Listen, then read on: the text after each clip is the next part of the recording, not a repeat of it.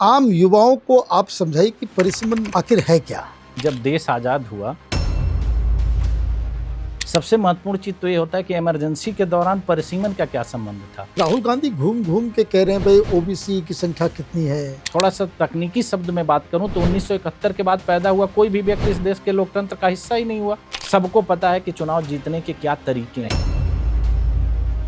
आपको मोदी सरकार से क्या उम्मीद है? कुछ करेंगे मोदी जी इस पे या नहीं करेंगे? डिलिमिटेशन को लेकर के तो मुझे एकदम सर ने युवाओं की बात की तो महिलाओं का होना भी तो काफी ज्यादा महत्वपूर्ण। आने वाले 10 सालों में आप एक नाम बता दीजिए कि जो भारत का प्रधानमंत्री कोई महिला बन सकती हो। महिलाओं के साथ तो इस देश में शुरू से ही अन्याय हुआ है। जब 2051 की बात करेंगे तो वाकई इस देश में लोकतंत्र नहीं रहेगा। आप ये बताइए जितनी भी पॉलिटिकल पार्टीज हैं, अगर डिलिमिटेशन होता है कौन कौन सी पार्टियां इसका विरोध करेंगी और कौन कौन उसका जो है समर्थन करेंगी? आजकल बड़ा मुद्दा चल रहा है कि नेताओं की सुनी नहीं जा रही। लीडरशिप ये नहीं होती कि आप किसी पर राज करते हैं। ये अखिलेश यादव, तेजस्वी यादव, ये ममता बनर्जी, इन लोगों ने डीएमके का साथ क्यों दिया? उसकी सिर्फ और सिर्फ वजह है, मुझे पूर्ण विश्वास है कि डिलिमिटेशन लागू नहीं होगा।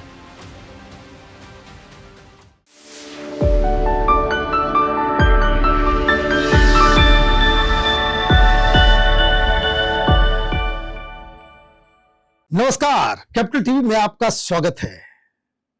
प्रधानमंत्री मोदी ने पार्लियामेंट बना दिया, सीटें बढ़ा दी। इतनी सारी सीटें किस लिए? वहां कौन बैठेगा? और अगर सीटें बनाई गई है तो वहां बैठने के लिए लोगों को चुना भी जाना चाहिए। वो प्रक्रिया क्या है? वो डिलिमिटेशन से तय होगा। एक ऐसी चीज जो एक संवैधानिक बाध्यता है हर सरकार के लिए। लेकिन जैसे ही ये शब्द आता है डिलिमिटेशन, बहुत सारे नेताओं, बड़ी बड़ी पार्टियों के नेता और पार्टी के अध्यक्षों के शरीर के अंदर बिच्छू वो दौड़ने लगता है। तो आज इसी पे चर्चा करेंगे और आज पूजा जी हमारे लिए एक बहुत ही स्पेशल गेस्ट को मैनेज की हैं। जी बिल्कुल, क्योंकि हमारे देश का विपक्ष जो है ना, देश में कभी भी कुछ अच्छा काम होता है तो विपक्ष को रास नहीं आता। विपक्ष इस पर राजनीति करता है, हो हल्ला हंगामा मचाता है। और आज का मुद्दा भी इतना खास है क्योंकि डिलिमिटेशन यानी कि परिसीमन पर कोई बातचीत नहीं होती। विपक्ष तो करना ही नहीं चाहता, लेकिन सरकार भी इस पूरे मामले में इतनी ज्यादा एक्टिव नजर नहीं आ रही है। लेकिन आज के जो हमारे खास मेहमान है वो हमें बताएंगे कि आखिर डिलिमिटेशन क्यों जरूरी है, इससे हमारे देश में क्या कुछ बदलाव होगा, क्यों ये जरूरी है, इसको समझेंगे। तो बिना देर के सबसे पहले स्वागत करते हैं आई युवा के फाउंडर रुद्र प्रताप सिंह जी का। बहुत बहुत वेलकम करती हूँ आपका सर। नमस्कार। ये बताइए कि अचानक से परिसीमन को आपने क्यों उठा लिया? देखिए, परिसीमन अचानक से नहीं उठाया गया है। परिसीमन पे तो चर्चा पिछले 50 साल पुरानी है। 50 सालों से इस पे रोक लगाई गई है। लेकिन ये इस समय इसकी चर्चा इसलिए महत्वपूर्ण हो जाती है कि अप्रैल में इसकी अवधि समाप्त होने वाली है, अप्रैल 26 में। और अगर अप्रैल 26 में पिछली बार की तरह अगर इसके परिसीमन पे रोक को और बढ़ा दिया जाता है तो ये सीधे 2051 तक पहुंच जाती है। तो हमारा मुख्य मुद्दा इस बात को लेकर के है कि परिसीमन पर लगी हुई रोक को अब नहीं बढ़ाया जाना चाहिए। आप आंदोलन चला रहे हैं परिसीमन को लेकर के। आप मुझे बताइए कि परिसीमन, आम युवाओं को आप समझाइए कि परिसीमन आखिर है क्या? देखिए, परिसीमन बहुत एक आसान सी चीज़ है कि जब देश आज़ाद हुआ तो आज़ादी के बाद हमने अब एक अपना संविधान अपनाया और उस संविधान में हमने एक प्रोविज़न किया कि जो हमारे जनप्रतिनिधि होंगे उनकी संख्या उन किस तरह से निर्धारित करी जाएगी।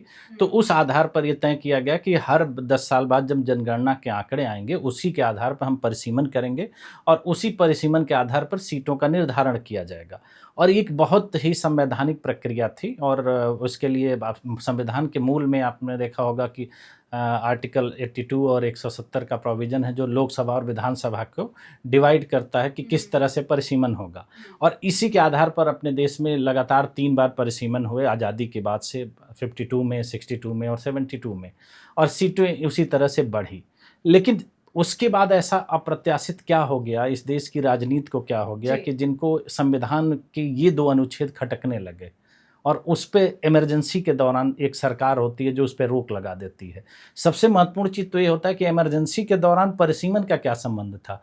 परिसीमन पे रोक लगाने के लिए संसद चल रही होती या सरकार सुचारू रूप से चल रही होती, तब तो माना जा सकता है कि आप उस पे रोक लगाते हैं, उस पे चर्चा होती है तो बात बनती है। लेकिन जिस समय देश में इमरजेंसी लगी हो और उस इमरजेंसी के समय में अगर परिसीमन पर रोक लगाई जाती है तो एक राजनीतिक साजिश के सिवा और क्या हो सकता है? देखिए, इसको कम शब्दों में अगर समझें कि जितने भी लोग हैं उनको रिप्रेजेंटेटिव चाहिए, इसलिए हम एमपी एमएलए चूज करते हैं। बिल्कुल। तो कितने संख्या पे एक एमपी होना चाहिए? 10 पे, 20 पे, 100 पे? तो एक लोकसभा में एक मोटा मोटी अंदाजा आप ये समझिए कि 10 लाख लोगों के ऊपर एक सांसद होना चाहिए। अब जैसा कि मैंने आपको बताया इंट्रोडक्शन में ही कि प्रधानमंत्री मोदी वो सीटें इतना ज्यादा बनवा लिए हैं लोकसभा नई बिल्डिंग में। इतने बड़े पार्लियामेंट का करेंगे क्या? इतने बड़े पार्लियामेंट का होगा क्या? तो इसका मतलब है कि सरकार जो है वो परिसीमन करना चाह रही है, सीटें बढ़ाना चाह रही है। सीटें बढ़ेगी तो इस मुद्दे पे हम आएंगे, आपसे पूछेंगे कि किसकी सीटें बढ़नी चाहिए, कौन उसमें होना चाहिए, क्या यही लोग आएंगे या कोई नए लोगों को उसमें नया कोई प्रावधान क्रिएट होगा। तो एक बेसिक चीज कि भाई जनसंख्या बढ़ रही है तो सांसदों की संख्या, विधानसभा में भी विधायकों की संख्या बढ़नी चाहिए, ज़्यादा लोग उसमें पार्टिसिपेट करेंगे। तो एक तो मसला ये है। लेकिन मुझे एक बात बताइए, आपने कंट्रोवर्सी की बात की, अभी लेटेस्ट जो परिसीमन हुआ वो जेएनके में हुआ और सारे लोग तलवार लेकर के आ गए बाहर कि भाई क्यों कर रहे हैं, नहीं कर रहे हैं। मुझे एक बात बताइए कि जो लोग संविधान को लेकर के घूमते हैं पॉकेट में लेकर के, नाम बताइए ना, राहुल गांधी को कि वो हर चीज में दिखाते हैं, उनको ये समझ में नहीं आता कि ट्रू डेमोक्रेसी वही है जहां ज्यादा से ज्यादा जनता को रिप्रेजेंटेशन का मौका मिले। नहीं, देखिए यही तो सवाल है, सबसे महत्वपूर्ण होता है कि जब हम बात करते हैं लोकतंत्र की या हम बात करते हैं तो संविधान की, तो ये सब कुछ तो संवैधानिक है। इसको गैर संवैधानिक करने की आवश्यकता पड़ी क्यों? जब हम 72 तक सही तरीके से चल रहे थे तो एकाएक ऐसी क्या स्थिति आ पड़ी इस देश में कि जिसके आधार पर हमने परिसीमन पर रोक लगा दी। और सबसे बड़ा हास्यास्पद चीज़ तो ये है कि परिसीमन का जो आधार दिया गया है उसको ये कह करके रोक लगाई गई थी कि जनसंख्या नियंत्रण होगा। तो क्या देश की जनसंख्या नियंत्रित हो गई? जनसंख्या तो और ताबड़तोड़ दुनिया के सबसे बड़ा यही देश हो गए हम लोग। मैं यही कह रहा हूं ना कि जनसंख्या नियंत्रण के लिए एक सरकार ये ऐसा प्रोविजन लाती है कि नहीं, सीटों के परिसीमन पे आप रोक लगा दीजिए और इससे जनसंख्या नियंत्रण हो जाएगा। और 50 साल बाद अगर हम आज यहाँ आकर के देखते हैं तो जनसंख्या नियंत्रित हो गई, अगर उनकी बातें मान ली गई तो ऐसा नहीं हुआ। तो इसका मतलब सिर्फ यही होता है कि आप आम आदमी के रिप्रेजेंटेशन को नहीं चाहते थे, क्योंकि हर परिसीमन के बाद सीटें बढ़ती हैं। सीटें बढ़ने का फायदा ये होता है कि जो जनप्रतिनिधि होते हैं उनकी संख्या बढ़ती है तो जनता की आवाज़ संसद तक आती है, विधानसभा तक आती है। यही लोकतंत्र है, क्योंकि लोकतंत्र की यही एक परंपरा है कि जनता द्वारा चुने हुए सदस्य जनता की बात को वहाँ पर रखते हैं। अब अगर मैं उस थोड़ा सा तकनीकी शब्द में बात करूं तो 1971 के बाद पैदा हुआ कोई भी व्यक्ति इस देश के लोकतंत्र का हिस्सा ही नहीं हुआ, क्योंकि उसके बाद उसका तो रिप्रेजेंटेशन ही नहीं है। क्योंकि आज भी जो हमारा रिप्रेजेंटेशन है 1971 की जनसंख्या के आधार पर है, जो उस समय लगभग 54 करोड़ थी। तो 90 करोड़ लोग उसके बाद जो लोग पैदा हुए हैं वो तो इस लोकतंत्र का हिस्सा ही नहीं हुए, क्योंकि उनका तो रिप्रेजेंटेशन हुआ ही नहीं। तो इतनी बड़ी चूक जो ये देश पूरे दुनिया में ये डंका पीट रहा है कि हम दुनिया के सबसे बड़े लोकतंत्र हैं, उसकी 90 करोड़ आबादी लोकतंत्र का हिस्सा ही नहीं है। तकनीकी तौर पे तो यही होता है, क्योंकि उनका रिप्रेजेंटेशन अगर नहीं हुआ, उनकी संख्या बढ़ाई ही नहीं गई, तो कैसे हम मान लेते हैं कि उनका रिप्रेजेंटेशन है। और ये जरूरी इसलिए भी आप इस बात को समझिए कि नेता चुना जाता है जनता के द्वारा, एक सांसद, और मैं कई सारे दर्जनों लोकसभा जो है हमने चुनाव को देखा है, एक्सपीरियंस भी किया है, कई को कवर भी किया है। टिकट की उम्मीदवारी के बाद कोई भी नेता अपने पूरे कंस्टिट्यूंसी के हर इलाके में जा भी नहीं सकता। वो कैंपेन आप तो छोड़ दीजिए, उनसे बात करना, मिलना, हाथ धुलाते हैं जो है ना ये लोग गाड़ी पर घूमते हुए, उसमें भी वो कवर नहीं हो पाता। लेकिन हम उनको रिप्रेजेंटेटिव मानते हैं। खैर, लेकिन सर आपने एक राजनीतिक साजिश की बात की थी, उस पर मैं आती हूँ। नो डाउट जिसकी साजिश है उसको लेकर आप क्या कहेंगे कि क्यों लगता है आपको कि ये लोग रोकना चाहते हैं? इसके पीछे आपको क्या एजेंडा नजर आता है? क्या परिवारवाद का मुद्दा दिखता है कि नए लोगों को बढ़ने नहीं दिया जाता, उनको मौका नहीं मिलता, इस वजह से ये लोग इसे रोकना चाहते हैं? जी बिल्कुल, इसके पीछे यही है कि हम लोकतंत्र को राजतंत्र में बदलना चाहते हैं और वो एक इसकी प्रक्रिया का हिस्सा है। आप 1976 से पहले जाकर के अगर देखेंगे तो कोई भी परिवारवादी नेता नहीं आपको दिखाई देगा, लेकिन जैसे ही 1976 को आप पार करते हैं, आज आप देखेंगे तीसरी जनरेशन के लोग देश की राजनीति में सक्रिय रूप से हैं। ऐसा नहीं है, वो उनका बोलबाला है, उनका वर्चस्व है। आज आप अगर हम युवाओं की बात कर रहे हैं तो अगर आप 30 साल से कम सांसदों की संख्या निकालेंगे, एक भी सांसद आम परिवार से नहीं होगा, सारे सांसद किसी परिवारवादी व्यक्ति हैं, किसी राजनीतिक पार्टी के प्रमुख के लड़के हैं। तो ये इसी साजिश का हिस्सा है और मैं जो मेरी आशंका बार बार हो रही है कि अगर इसको 25 साल और आगे कर दिया जाएगा तो 50 साल बाद, अगर 2051 की हम बात कर रहे हैं, जब हम 75 साल पार कर जाएंगे लिमिटेशन पे रोक के बाद, तो मुझे लगता ही नहीं है कि कोई आम आदमी के बीच का व्यक्ति जो होगा वो लोकतंत्र में किसी सांसद, विधायक या किसी पद पर रहेगा। तो राजतंत्र और प्रजातंत्र का फर्क तो यही है। अगर पहले भी तो हमारे देश में बहुत सारे राजा हुआ करते थे, राजा के लड़के राजा बन जाते थे, तो उसमें लोकतंत्र की क्या बात है? आप प्रत्यक्ष परोक्ष रूप से यही कर रहे हैं, क्योंकि हमको चुनने का ही मौका आप नहीं दे रहे हैं। जब हमको 2 लोगों में से सेलेक्ट करना है तो वो 2 लोग कौन होते हैं? वो जो हमको ऑप्शन दिया जाता है वही होता है। और एक चीज़ मैं और बहुत महत्वपूर्ण बात करूंगा कि जो अभी वर्तमान में बहुत तेजी से चल रहा है, दलित की बात बहुत देश में उठाई जा रही है और राजनीति में सिर्फ SC ST को रिजर्वेशन प्राप्त है। डिलिमिटेशन का सबसे ज़्यादा नुकसान किसको हुआ? SC ST को हुआ, क्योंकि अगर डिलिमिटेशन होती तो उनकी तो रिजर्व सीटें बढ़ती और संख्या बढ़ जाएगी, उनकी संख्या बढ़ती। लेकिन उस पर रोक लगाने का आधार क्या था? अगर आज मैं वर्तमान की बात करें, जिस आधार पर हम अगर 1971 में जो 72 में परिसीमन हुआ था, उस आधार पे 10 लाख के संख्या पर एक सांसद हमारे होते थे। उस हिसाब से आज के डेट में हमारे पास 1400 से ज़्यादा सांसद होते, तो उसमें SC ST सांसदों का अनुपात कितना होता? बहुत ज्यादा होता, अभी से बिल्कुल डबल हो गया होता, ट्रिपल हो जाता। हाँ, ट्रिपल हो जाता, ट्रिपल हो जाता। तो उनके अधिकारों को खत्म करने का काम किसने किया? जो आज की बात, दलित की बात होती है, आज के डेट में आपने देखा होगा कि अंबेडकर जी की बहुत चर्चा होती है, तो क्या जो अनुच्छेद 82 था या 170 था, उसको किसने बनाया था? उन्होंने ही तो बनाया था।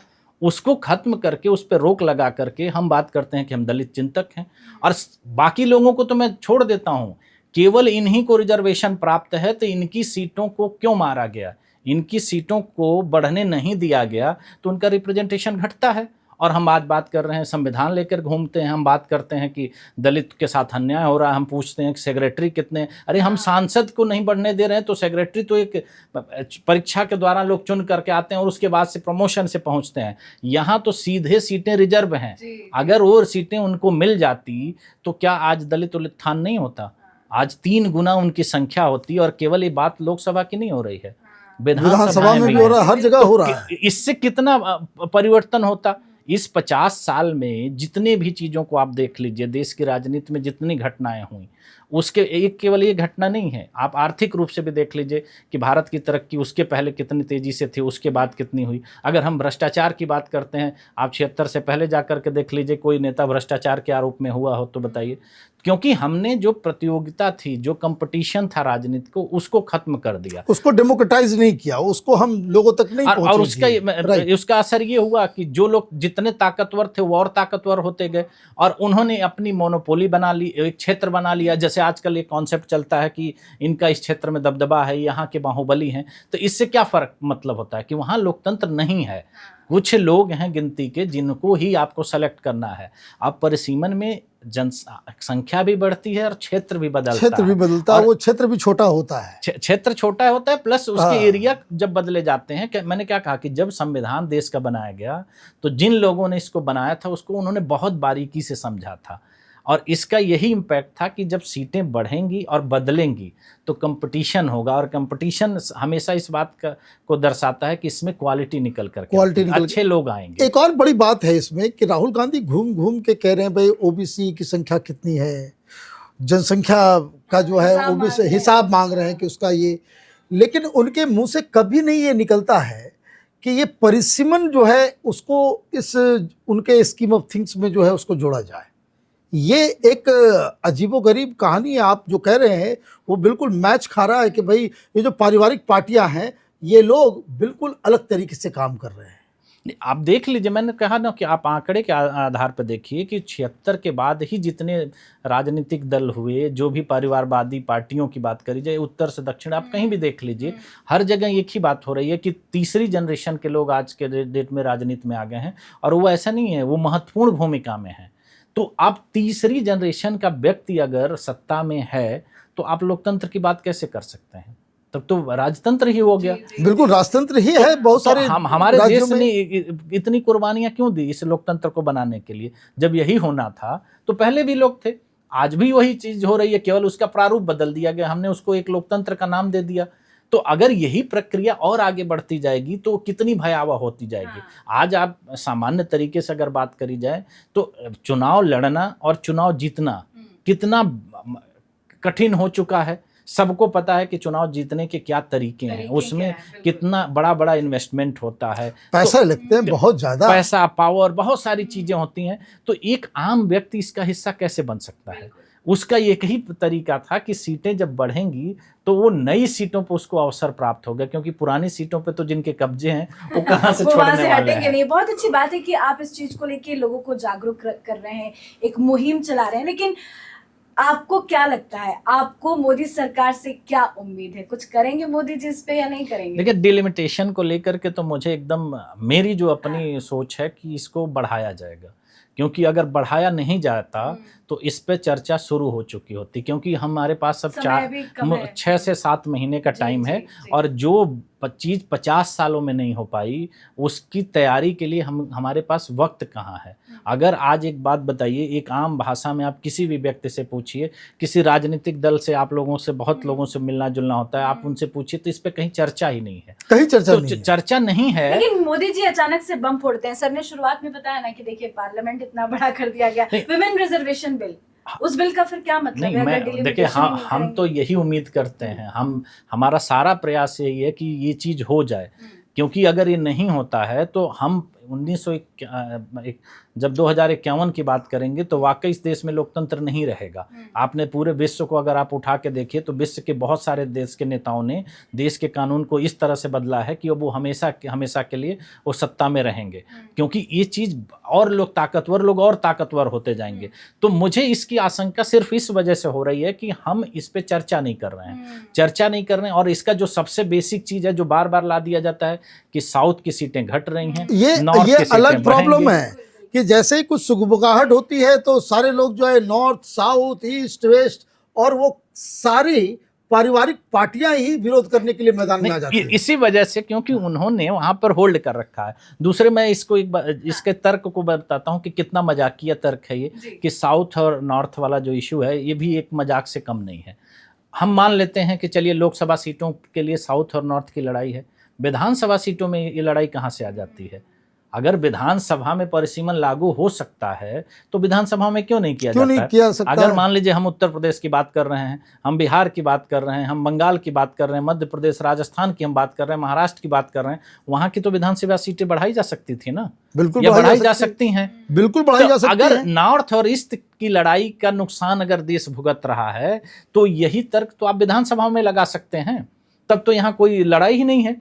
तो ये मैंने क्या कहा कि ये सोची समझी साजिश है कि जिससे जनता को आप ये कह दीजिए, एक तो पहला आधार दिया गया कि जनसंख्या इससे नियंत्रण होगा, और उसका दूसरा आधार दे दिया जाता है कि साउथ ने नियंत्रित किया तो उनको नुकसान होगा और नॉर्थ ने जनसंख्या बढ़ाई तो इनको फायदा होगा।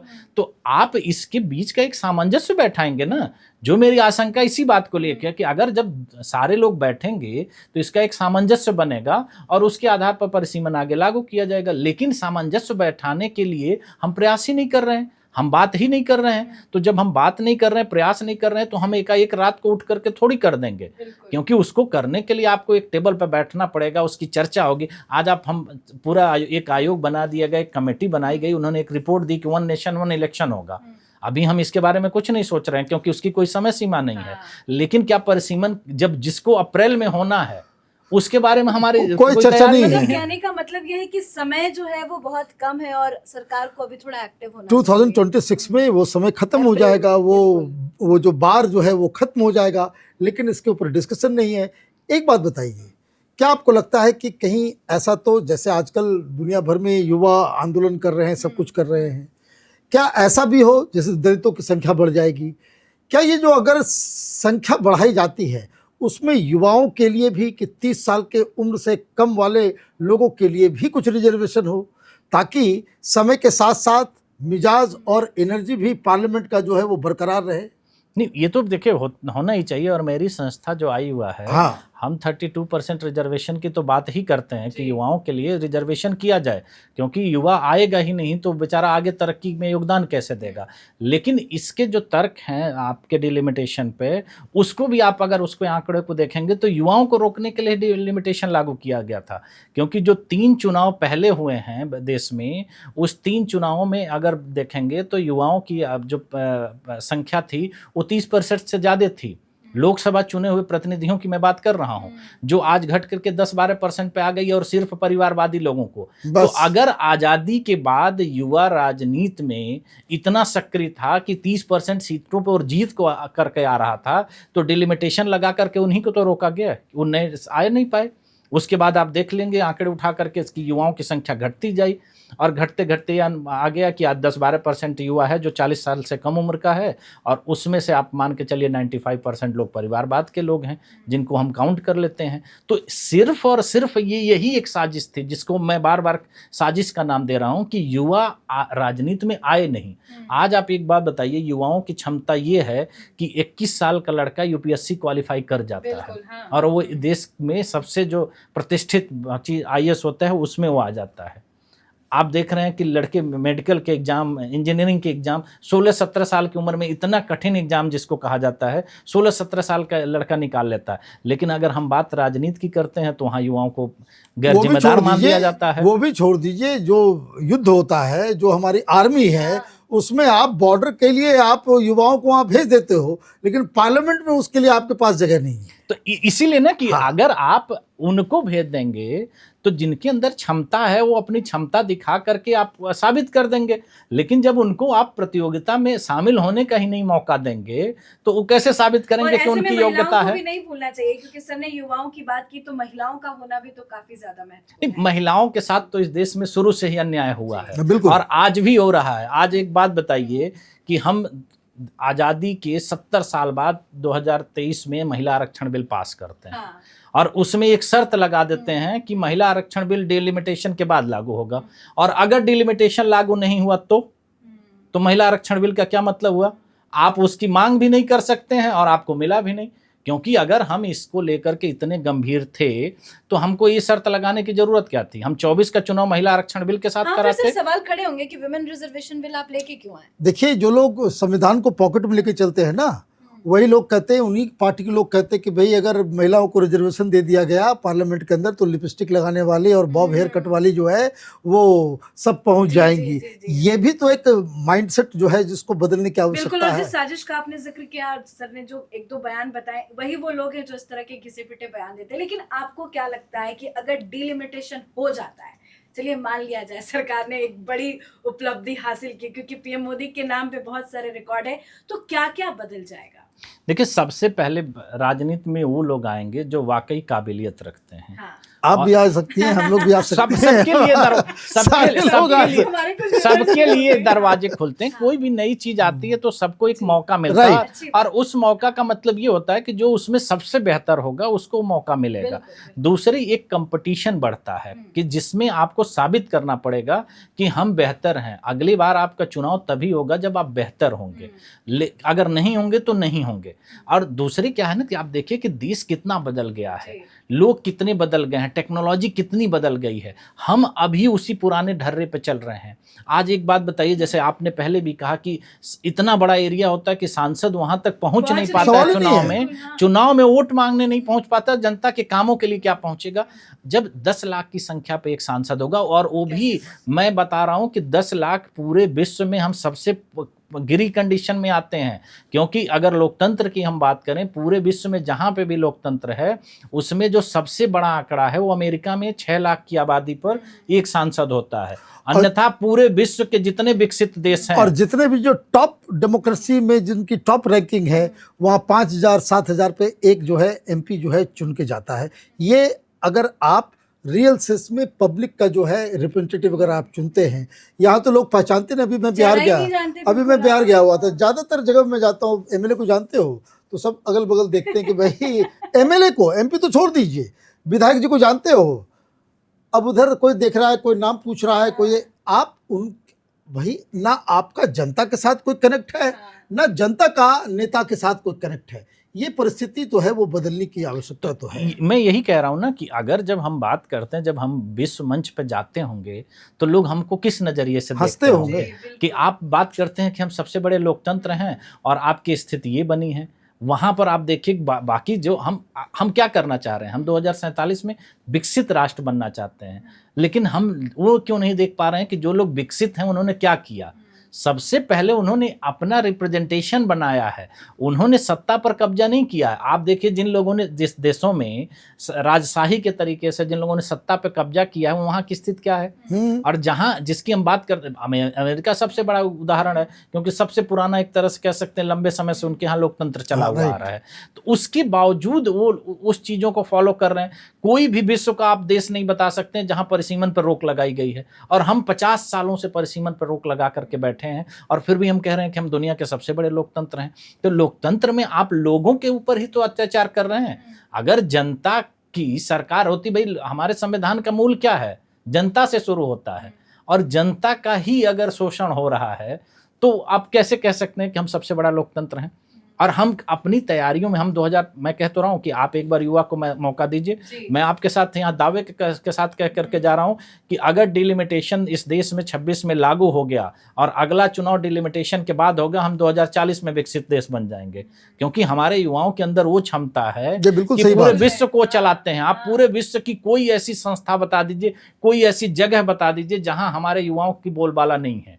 तो अगर वो वहां जाकर के सारी चीजें कर सकते हैं तो अपने यहाँ क्यों नहीं कर सकते हैं। बिल्कुल, क्योंकि हमने उनके लिए दरवाजे ही बंद कर रखे हैं। हम चाहते ही नहीं है कि काबिल लोग संसद में, आप संसद की कार्रवाई उठा के देख लीजिए, आपको पता चल जाएगा कि देश को कौन लोग चला रहे हैं। काफी लोग तो सोते रहते हैं, उनकी भाषा, उनका बॉडी लैंग्वेज, उनका पूरा का पूरा। ये पीपुल्स रिप्रेजेंटेशन के बारे में मुझे अभी अचानक से कहानी याद आ गई। मैं गया हुआ था, नाम लेना ठीक नहीं है, बड़े सीनियर लीडर हैं, मैंने उनको फ़ोन करके घुमाया। मैं किसी रिपोर्टिंग में गया हुआ था, मैंने उनको फ़ोन करके घुमाया। मैंने कहा कि भाई मैं यहाँ पे हूँ। तो वो पूछ रहे कहाँ। मैंने कहा आपके कंस्टिट्यूएंसी में आया हूँ। तो ये किधर है। अब आप ये समझिए, लोग तो छोड़ दीजिए, जगह नहीं पता है, जगह पता नहीं है शर्म की बात कि ये और वहाँ के वो एमपी 3 टाइम्स है। अब इस चीज़ को समझिए कि ये हिंदुस्तान में ये हालत हो गई है, और इसका कारण जो है ये परिसीमन ही है कि लोग नेताओं से दूर और नेता लोगों से दूर है। तो ये कहानी है। अब हाँ, नहीं, यही सच्चाई है। और मैं दूसरी तरफ से भी जाकर देखता हूँ कि इससे नेता भी परेशान है। ऐसा नहीं है, जो लोग वाकई काम करने वाले लोग हैं वो वाकई परेशान हैं। वो अगर आप उनके साथ बैठते हैं वो बोलते हैं कि उनकी भी तो लिमिटेशन है, वो भी तो एक इंसान है, वो कितना एरिया कवर कर सकते हैं। 2 घंटा लग जाता है घर से 30 लाख की आबादी पर इस देश में अगर एक सांसद है तो आप उनसे कैसे मिल सकते हैं, उनके पास कैसे जा सकते हैं। उनकी भी परेशानी दो, ऐसा नहीं है कि परेशानी एक तरफ से है, लेकिन इसमें उनका बस नहीं चलता। क्योंकि वो उनका आज के समय में आपने राजनीति में देखा होगा, पार्टी लाइन से अलग कौन बोल सकता है। तो जब नहीं बोल सकता है तो वो बेचारे अपनी व्यथाओं के साथ बैठे हुए हैं, क्योंकि उससे विकास नहीं होता। जनता भी उनके खिलाफ विरुद्ध होती है। लोग जब वो चुनावों में जाते हैं तो लोग पूछते हैं कि आज तक तो आप हमारे यहाँ आए नहीं। अब उनकी भी तो मजबूरियां हैं, वहां तक पहुंच नहीं पाते हैं, क्योंकि एक व्यक्ति अपनी क्षमता के अनुसार ही काम करता है। आप बताइए, हर दुनिया की हर चीज़ें बदल गई। हम यूपीएससी की सीटों को बढ़ाते जा रहे हैं। ब्यूरोक्रेसी इस देश पर क्यों हावी हो रही है? क्योंकि ब्यूरोक्रेटों की संख्या बढ़ रही है। जो बार बार आजकल चीज़ें, आजकल बड़ा मुद्दा चल रहा है कि नेताओं की सुनी नहीं जा रही है, क्योंकि अधिकारियों की संख्या बढ़ गई है। आप देखते हैं कि 1000 से ज़्यादा यूपीएससी की सीट हर साल आती है, और 5 साल के बाद आप 543 ही चुनते हैं, जिसमें से लगभग 60% रिपीट होते हैं, तो आप उनका मुकाबला कैसे कर पाएंगे? वो आपसे दिमाग में भी तेज हैं और वो पावरफुल हो रहे हैं, उनकी संख्या जब बढ़ेगी, यही तो लोकतंत्र का बैलेंस था कि आप अगर बैलेंस बनाकर नहीं चलेंगे तो जो लोग ताकतवर हैं वो और ताकतवर होते जाएंगे और एक मतलब समय एक ऐसा आ बहुत बड़ी जाएगा। गलती हुई है, उस गलती को दोबारा हमें रिपीट नहीं करना चाहिए। आपने बताया कि ये एक पूरी साजिश का जिक्र आपने किया, इसके अलावा आपको क्या लगता है कि किसकी इतनी बड़ी गलती रही कि इतना बड़ा मुद्दा को दरकिनार किया गया? देखिए, इसकी सिर्फ और जानबूझ के, जैसे एक कहावत है हमारे तरफ, कहा जाता है कि सोते हुए व्यक्ति को आप जगा सकते हैं, जो व्यक्ति पहले से जग रहा है उसको आप कैसे जगाएंगे? तो ये गलती नहीं है, ये बार बार मैं जो साजिश शब्द बोल रहा हूँ, जानबूझ के एक ये डिजाइन है। जानबूझ करके किया जाता है, क्योंकि अनजाने में किया होता तो 50 साल नहीं लगते, क्योंकि इस देश के संविधान में ऐसा कोई प्रोविजन नहीं है कि या कोई चीज 25 साल के लिए रोक लगा दी गई तो उसको बीच में खत्म नहीं किया जा ऐसा सकता। हो ही नहीं सकता। जब आप चाहिए एक पार्लियामेंट में एक लाइए, बिल लाइए और उसको खत्म कर दीजिए, लेकिन 50 सालों में किसी भी व्यक्ति ने, आप लोग तो बहुत करीब से राजनीति को देख रहे हैं, किसी भी नेता ने अगर इस पे कोई बयान दिया हो या कोई व्यक्ति मुखर होकर के इस पूरे मुद्दे पर 50 साल में बोला हो तो मुझे बताइए, क्योंकि मैंने भी इस पे थोड़ा सा अध्ययन किया तो मुझे ऐसा लगता है कि लोगों ने इसकी तरफ तो देखा ही नहीं।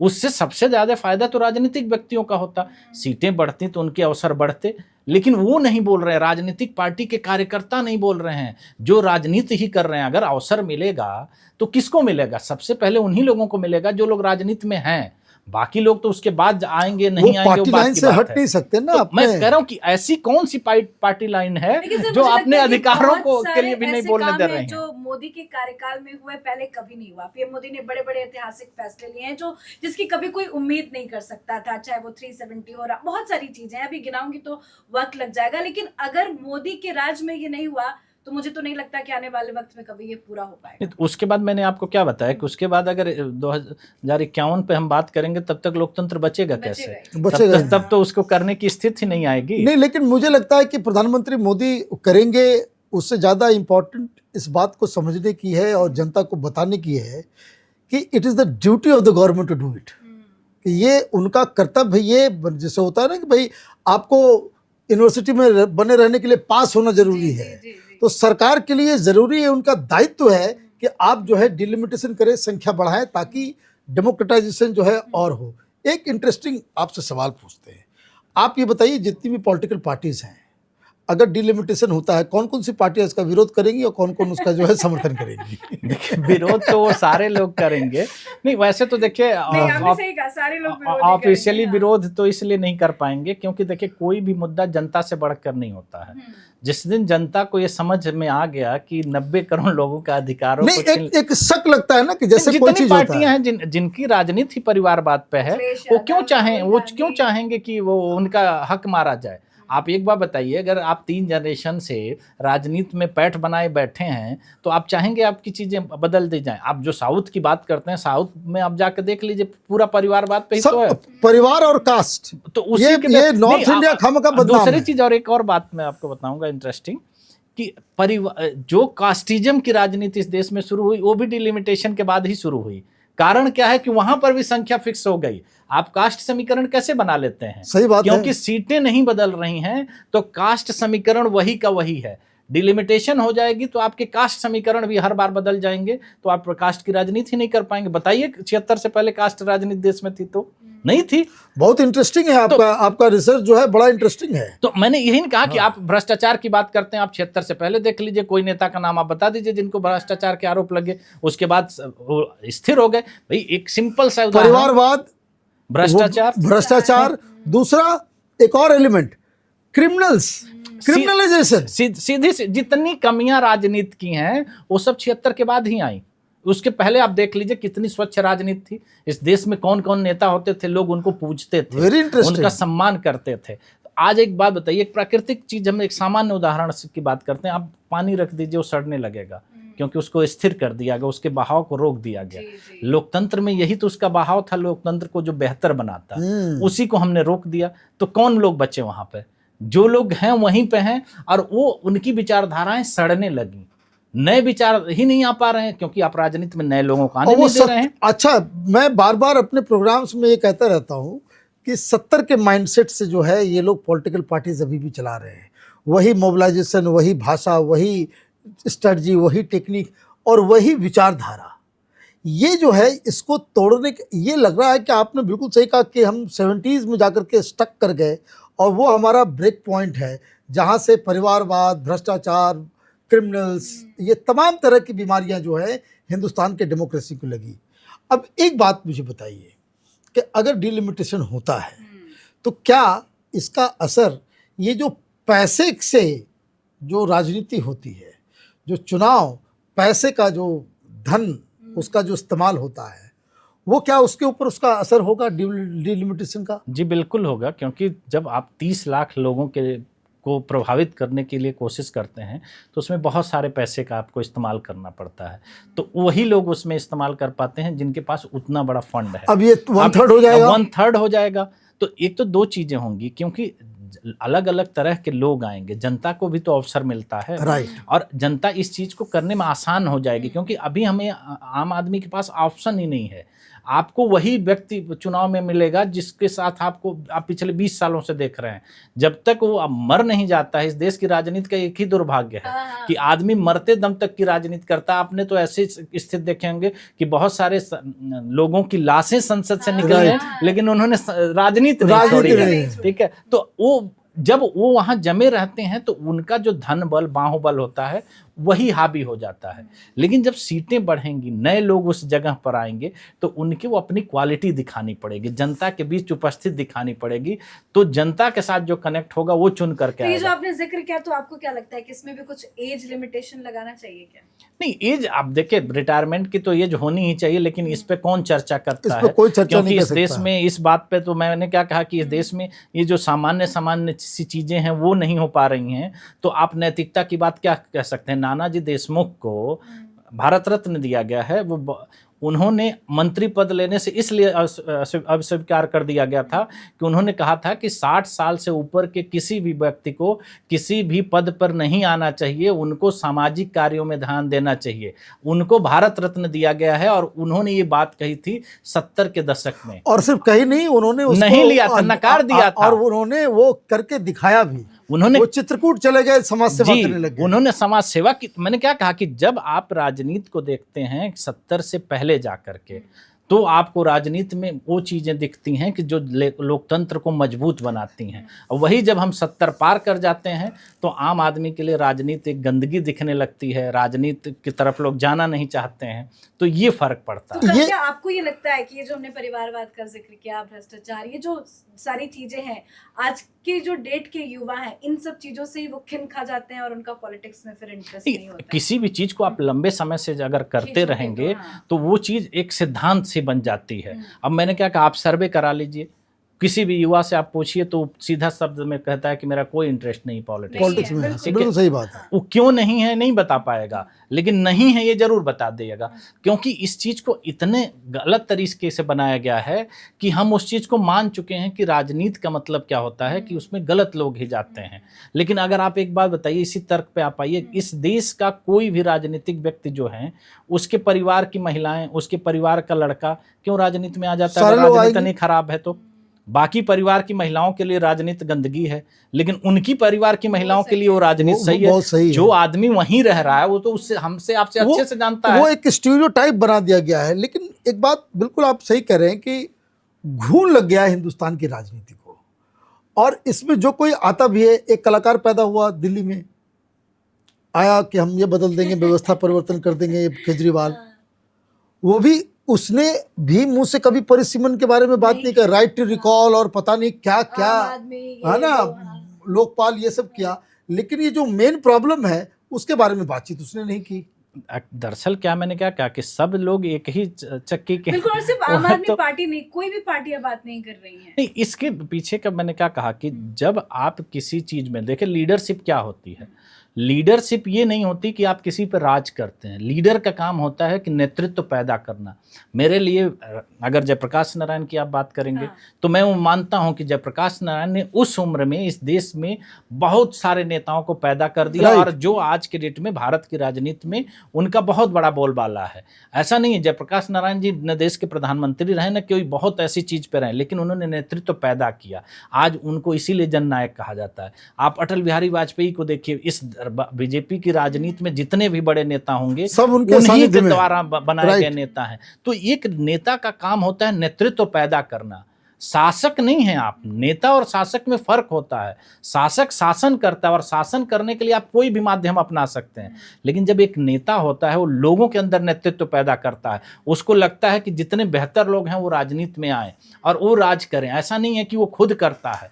भाई बहुत सारे आज देख लेते हैं कि देश में बहुत सारे ऐसे विचारक पैदा हुए हैं कि जिनका राजनीति से लेना देना नहीं था, लेकिन उन्होंने विचार पैदा किए, उनके विचारों से प्रेरित होकर। अब अगर मान लीजिए कि हम दिल्ली की बात करें, अन्ना हजारे की बात करें, तो उन्होंने थोड़ी अपना कोई पद लिया। उन्होंने जिस भी चीज को, उनको पद की लालसा नहीं थे, एक समाज सेवी के तौर पर उन्होंने काम किया और आज भी कर रहे हैं। इसका ये मतलब नहीं है कि उनको अगर पद की लालसा होती तो उनको जरूर मिलता, बिल्कुल, लेकिन उन्होंने नहीं लिया। ये नेतृत्व होता है।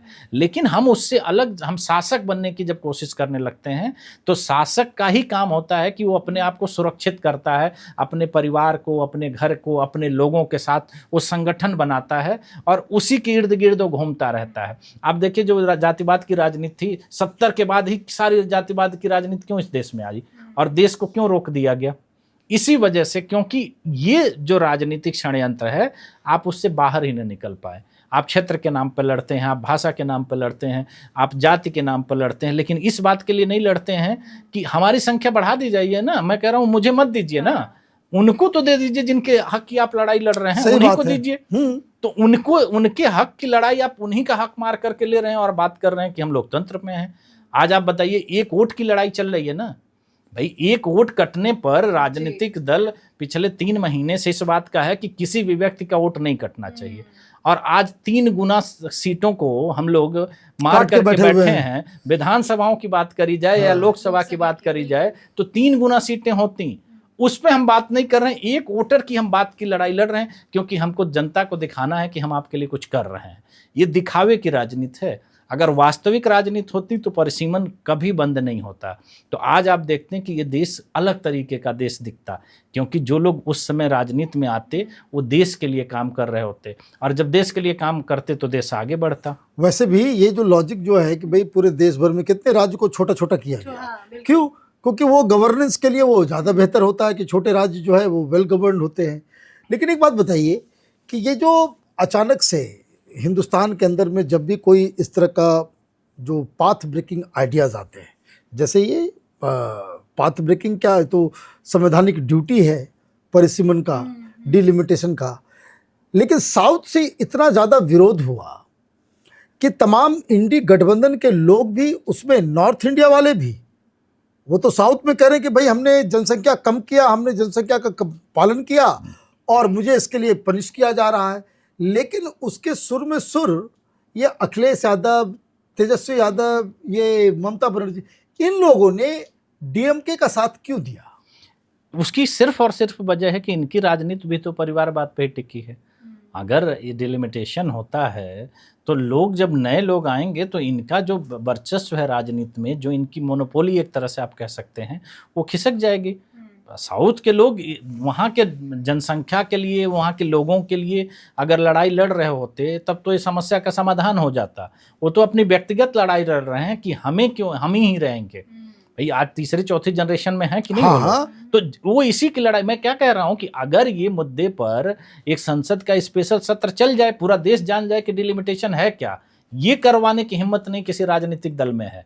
क्योंकि जनता को जिस दिन पता चल जाएगा कि हमारे हक को किस तरह से मारा गया है, जनता बहुत जागरूक है इस समय। आज का युवा इन लोगों के संभालने से नहीं संभलने वाला है, क्योंकि टेक्नोलॉजी पर उसका कंट्रोल है। आज आप देखते हैं कि सोशल मीडिया के माध्यम से छोटी छोटी चीज़ें देश के किस किस कोने तक पहुंच जाती हैं, टाइम नहीं लगता है। तो आज का युवा सब कुछ जानता है, केवल उसका ध्यान इधर ना आए इसलिए सारे किए जा रहे हैं। सोशल मीडिया में सारी चीजें चल रही है, डिलिमिटेशन के बारे में कोई बात ही नहीं कर रहा है, इसीलिए ना कि उसको पता ही नहीं है। मैंने क्या कहा कि जो तर्क दिए जा रहे हैं मैं उसको बता रहा हूं। आप विधानसभा में लागू कर दीजिए।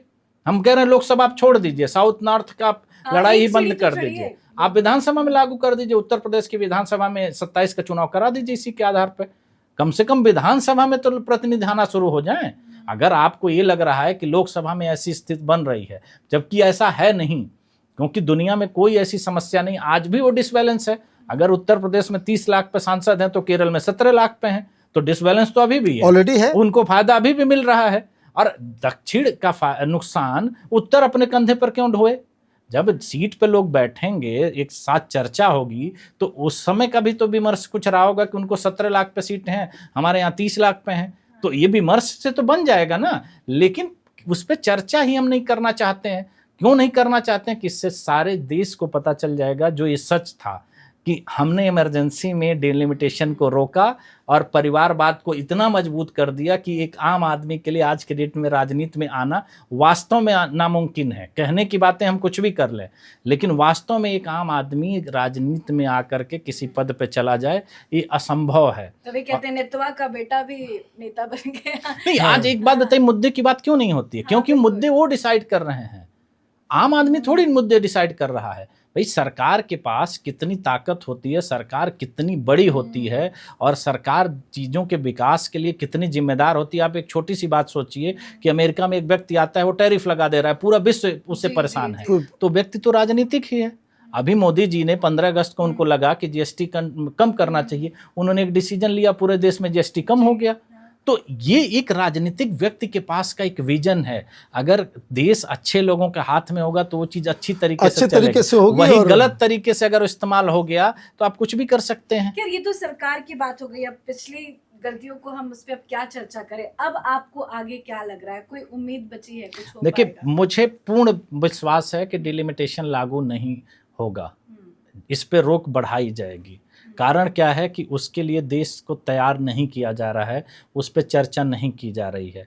मेरा सिर्फ ये मानना है कि इसके लिए उन लोगों को गंभीरता से लेना पड़ेगा। किसी भी पार्टी के कोई राजनीतिक कार्यकर्ता हो, कोई व्यक्ति हो, वो अपने नेता से ये सवाल पूछे ना कि इसमें क्या दिक्कत है। ये इसमें ऐसा तो है नहीं कि किसी को नुकसान होने वाला है, तो आप मेरे अधिकार को मार करके मेरे कंधे पर ही बैठ के राजनीति क्यों करते हैं? तो जब तक इस देश का आम युवा, इस देश की, मैंने क्या कहा कि महिला आरक्षण पे 3 साल से सब लोग 2 साल से मौन है क्योंकि बिल पास हो गया, लेकिन कितने लोग ये बात जानते हैं कि डिलिमिटेशन नहीं हुआ तो महिला आरक्षण बिल नहीं लागू होगा। तो अगर नहीं लागू होगा, डिलिमिटेशन नहीं लागू हो रहा है देश में, तो इससे बड़ा और क्या हो सकता है महिलाओं के साथ छल? तो इस पे कौन चर्चा करेगा? आज आप एक बात बताइए, महिला राजनीति इस देश में बहुत सक्रिय रही है, ऐसा नहीं है। कभी भी आप उठा कर देखेंगे कि बहुत सशक्त महिलाएं रही हैं। आज के डेट में एक आने वाले 10 सालों में आप एक नाम बता दीजिए कि जो भारत का प्रधानमंत्री कोई महिला बन सकती हो, जिसको आप कह सकते हैं कि ये महिला के अंदर वो काबिलियत है। नहीं है। मुख्यमंत्री के तौर पर केवल ममता बनर्जी अपने दम पर एक सरकार चला रही हैं, और अभी वर्तमान में दिल्ली में एक मुख्यमंत्री आपको महिला मिली है। इसके सिवा इस देश में कितने प्रदेश हैं, कितने मुख्यमंत्री हैं? आप महिलाओं के नाम बताइए, नहीं है। तो जहां हम कर सकते हैं वहां नहीं कर रहे हैं, तो इसका क्या मतलब निकल कर आता है? यही मतलब है ना कि हम नहीं चाहते हैं। अगर हम चाहते तो हमारे पास बहुत अवसर हैं, ऐसा नहीं है कि नहीं कर सकते हैं। तो ये मेरी सबसे बड़ी आशंका यही है कि उसको बढ़ा दिया जाएगा, फिर हम लोग देख बैठे लेकिन आपने बहुत सही नस पकड़ी है, इसकी चर्चा वाकई में कहीं नहीं हो रही है। आप ये बताइए, आप जो आई युवा चला रहे हैं, युवाओं को अपने साथ जोड़ रहे हैं, जो मुहिम चला रहे हैं, उसके बारे में थोड़ा हमारे व्यूअर्स को बताइए। देखिए, मेरा हमेशा से ये मानना रहा है कि जो व्यक्ति के अंदर काबिलियत हो उसको मौका मिलना चाहिए, वो किसी भी फील्ड में है। बाकी फील्ड में तो देखिए युवा वो मौका ले रहा है, उसको कोई रोक नहीं सकता है, और आप उसके एग्जाम्पल देख लीजिए, हर क्षेत्र में वो छाया हुआ है। राजनीति एक ऐसा क्षेत्र है जिसमें वो नहीं है, और उसके न होने का नुकसान क्या हो रहा है कि जो नीतियां बनाई जा रही हैं वो उस तरीके से नहीं बनाई जा रही हैं कि जो हम युवाओं को ध्यान में रखते हुए बनाएं, भविष्य को ध्यान में रख के बनाएं। आज भी हम वो पुराने तरीकों को आजमा रहे हैं, जबकि हम बात करते हैं कि हम 21वीं सदी का भारत बना रहे हैं। हम AI की बात करते हैं, और हम जब दूसरी जगह पर चले जाते हैं तो आपने देखा होगा कि सांसदों को, विधायकों को लैपटॉप का इस्तेमाल करना, स्मार्टफोन का इस्तेमाल करना नहीं आ रहा है। सेक्रेटरी रखते साथ में। तो अब जब इतना बड़ा गैप है, जो पॉलिसी बना रहे हैं उनको इतनी चीज, योग्यता इसलिए नहीं है मैं कह रहा हूं कि शिक्षा से आती है या किसी के डिग्री से आती है, लेकिन जब समय बदलता है, हम अपने फ़ोन सिस्टम हमारा अपग्रेड हो जाता है कुछ समय के बाद। हम नए नए चीज़ों के साथ अपग्रेड होकर के आते हैं, टेक्नोलॉजी के साथ बदलते हैं। तो उसके लिए कम से कम युवाओं का उतना तो प्रतिनिधित्व हो कि उन चीज़ों पे वो काम कर सके। आप अगर उनको वो मौका नहीं दे रहे हैं तो आप भविष्य के साथ क्या कर सकते हैं। और दूसरी सबसे बड़ी जिम्मेदारी क्या होती है, हम आम भाषा में अगर बात करें तो हम भी चाहते हैं कि हमारा बच्चा हमसे ज़्यादा काबिल हो। हम उसके लिए जो हमारे जीवन में कमियां थी हम उसके जीवन में लाने की कोशिश नहीं करते हैं। हम लोगों ने बहुत सारे अगर स्ट्रगल सहे होंगे तो हम नहीं चाहते हैं हमारा बच्चा वो करे, क्योंकि हम उसके भविष्य को देखते हैं कि उसका भविष्य उज्ज्वल हो। लेकिन हमारे देश की राजनीति क्यों नहीं चाहती है, वो हमारे अपने युवाओं के रास्ते का गड्ढा खोद करके रख रही है।